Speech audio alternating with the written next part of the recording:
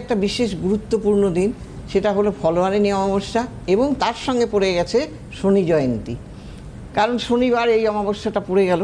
হ্যাঁ, এই যোগে কিন্তু যদি কেউ ফলোয়ারিণী অমাবস্যায় যদি তুমি তোমার কোনো মনের বাসনা পূর্ণ করতে চাও, তাহলে তুমি 9টা ফল তুমি মন্দিরে 9 রকমের ফল নিয়ে তুমি যাবে এবং একটা ফল একটা লাল কাপড়ের উপরে রেখে একটা সিঁদুরের টিপ দিয়ে মায়ের কাছে অর্পণ করে দেবে।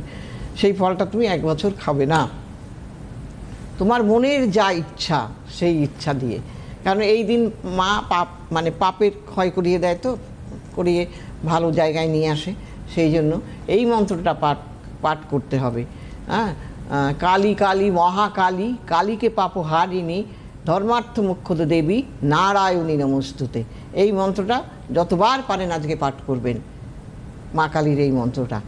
আর শনি জয়ন্তীর জন্য কি করবেন, শনিবার আজকে আপনারা কি করবেন, যাদের সন্তান খারাপ, অবাধ্য, কথা শুনতে চায় না, হ্যাঁ, তারা করবেন এটা, একটা পাঁপড় নেবেন, পাঁপড়ের মধ্যে আপনারা গুড় রাখবেন, আখের গুড়, এবং একটা সর্ষের তেলের প্রদীপ, সিঁদুর এবং তোমার কালো তিল আর ধূপকাঠি, এইগুলো নিয়ে পাঁপড়ের মধ্যে ভালো একটা গাজা লোহা, ওই যে গজা লোহা থাকে না, কোনো বাঁশ টাস এগুলো মানে পোতার সময় দেয় মোটা লোহাগুলো, ওই লোহা একটা, এইগুলো নিয়ে গিয়ে ঠিক ঘোর সন্ধ্যাটা হবে প্রদেশকালে গিয়ে আপনারা দিয়ে আসবেন আজকে ছেলের ভালো মঙ্গল কামনার্থে, যে আমার ছেলেটা যেন বাধ্য হয়, ছেলেটা যেন মানে বিপদে না যায়, তারা ছেলেদের জন্য করবেন। আর যাদের নাকি এমনি, তারা এমনি একটা সর্ষের তেলের প্রদীপ জ্বালিয়ে দেবেন।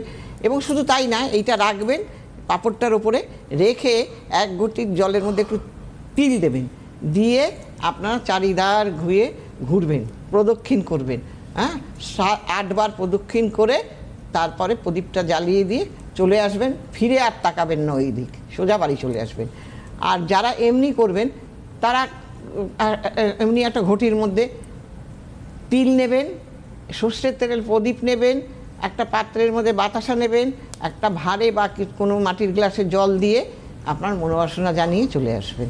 এইগুলো করলে কিন্তু আমরা অনেক নিয়ম আমাদের করতে পারি, যার জন্য কিন্তু অধিক ব্যয় হয় না, কিন্তু এগুলো যদি করা যায় অনেক ভালো থাকা যায়, আমরা সেটা যদি করতে পারি।